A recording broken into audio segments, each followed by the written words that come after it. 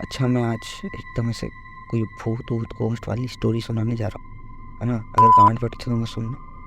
एक भूतिया रूम की स्टोरी है कोटा शहर की। तो मैं स्टार्ट करता हूँ ना। तो मेरे दो एकदम बहन के लड़ दोस्त होते हैं, विजय और अजय।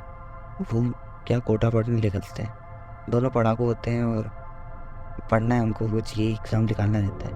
गिफ्ट को जाके वहाँ पे वही वो सड़ी पिटी से कोचिंग में एडमिशन लेते हैं दोनों साथ में। और पढ़ाकू होते हैं, यहाँ से भी क्लास के टॉपर ही थे मेरे।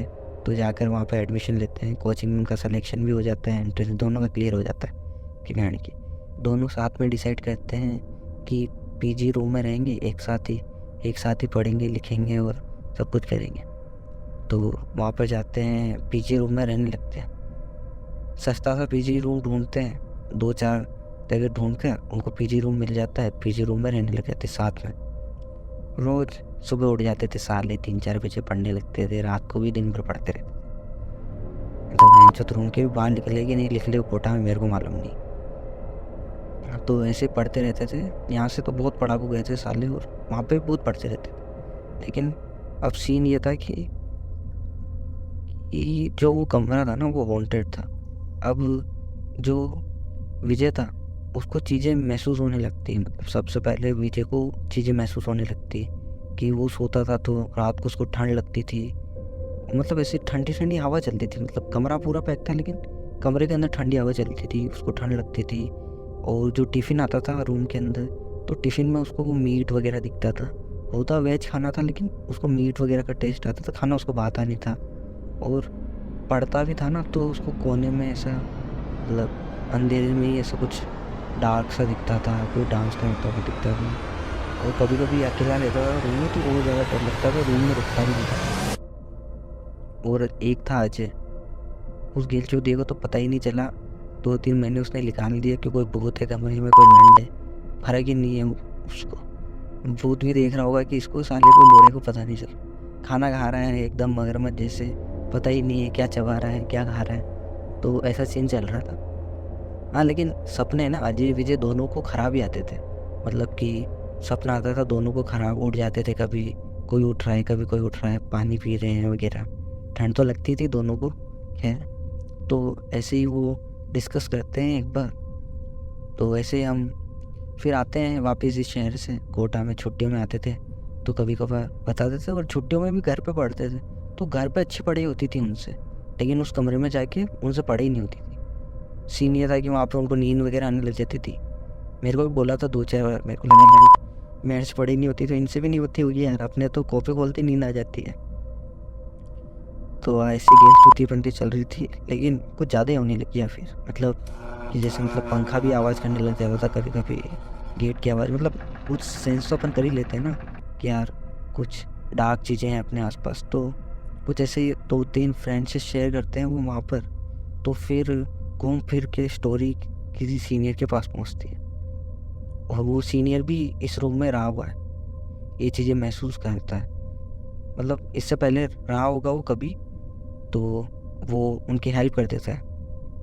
अब सीनियर तो वही होता है जो ड्रॉपर था, तो वो भी गेम चूतिया ही था। तो मैंने कहा तुम तो साले उस गेम चूतिया मिल गए हो और कोई खिचड़ी बना रहे हो। लेकिन हाँ, पता करते हैं तो वो सीनियर मेरे को बोलता है कि यार ये शायद यहाँ पे कि 5-10 जनों ने फांसी खा रखी है पहले भी। मतलब यार कोटा में फांसी वगैरह का सीन बहुत तगड़ा चलता है, वहाँ पे फांसी खा रखी है। तो मतलब थोड़ा बहुत उनको आइडिया लग गया कि क्या हुआ रूम में, कि रूम में फांसी खा रखी होती है। वो स्टोरी यहाँ से चालू होती है जो एकदम गांड फड़ स्टोरी है। तो ऐसा होता है कि अपने 3 किरदार होते हैं। पूरी स्टोरी मतलब पता करते हैं कि अच्छा स्टोरी यहाँ तक पहुँची थी कि ये XYZ सीनियर के थ्रू पता कर लेते हैं कि भाई यार इस रूम में 5-10 जनों की मौत हो रखी है। मतलब उन्होंने अपनी जान ले रखी है, खुद ने फांसी ले रखी है।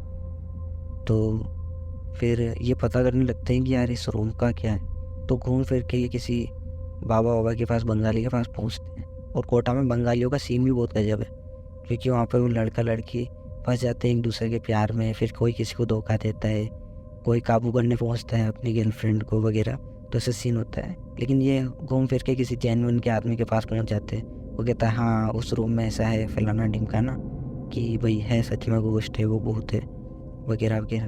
तो अब पता नहीं इनके अंदर एक कीड़ा आ जाता है कि भाई हमारे को तो पता लगाना है कौन गोश्त है। उस पंडित को भी ले आते हैं, वह पंडित बोलता है कि ये रूम मतलब 10 साल से स्टार्ट पे थे वगैरह, इसलिए तो फिर ये क्या करते हैं कि ऐसा घूम फिर के न्यूज़ लेटर वगैरह चेक करते हैं। तो न्यूज़ वगैरह में ये रिसर्च करते हैं इनकी, तो न्यूज़ में ये निकालते हैं कि यार इस रूम में किसकी डेथ हुई थी। तो ये जब फ़ोटो देखते हैं ना तो ये बोलते हैं अरे यार ये तो मेरे सपने में आता है, ये तो मेरे सपने में आता है। और वो तीनों ही जनों की डेथ हुई होती है जो उन दोनों के सपने में आके उनको परेशान कर रहे होते हैं। तो कंफर्म कर देते हैं कि भाई, और उनको पता चलता है कि हर्ष, तन्मय और अरविंद नाम के 3 जने रहते थे, उन्होंने सबसे पहले फांसी खाई थी और वो एक साथ ही रहते थे इस रूम में। तो वो भी तीनों दोस्ती थे जो एक साथ में पढ़ते थे वगैरह थे। तो अरविंद और तन्मय और हर्ष थे। तो अरविंद और तन्मय का सिलेक्शन हो गया था जेई में और हर्ष का नहीं हुआ था जेई के अंदर।